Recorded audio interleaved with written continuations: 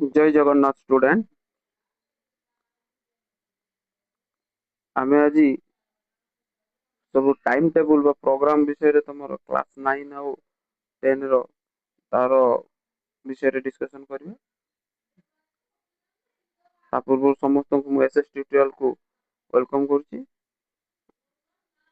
समस्त क्लास 9 लो 10 पिला माने समस्त एको देखिनियो से अनुसार प्रिपेयर हबो। हम एग्जाम टाइम टेबल केबे कोन अछि ताको भलो कि जानि नबो। और क्लास 10 लो पिला माने खास करी तो तांको ପାଇଁ बहुत इंपोर्टेंट। तो समस्त भलो भाबे ताको देखिबो। से अनुसार ताको तमरो रूटीन बनाओ। ताप्रति केमिति पढिबो, केमिति भलो रिजल्ट करिवो, केउ हिसाब रे तुमको कोर्स तुम कंप्लीट करिवो ता विषय रे सब जानिबा। जानिबा पूर्वरु हमें एबे देखिबा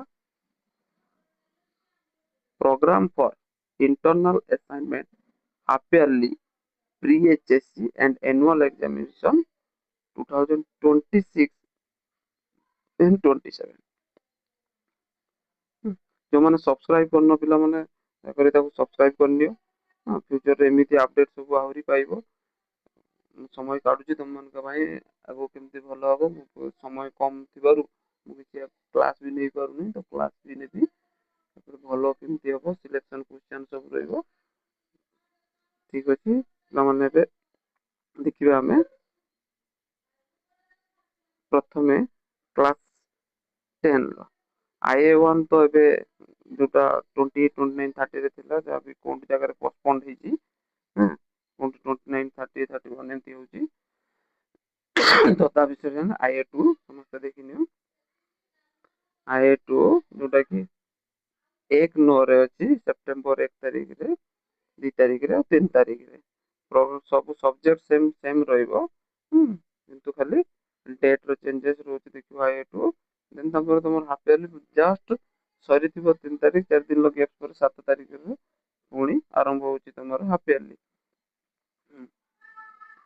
IA3 तापर IA3 देखिबो जोटा कि 12 10 रु आरंभ होची 12 13 14 दिन।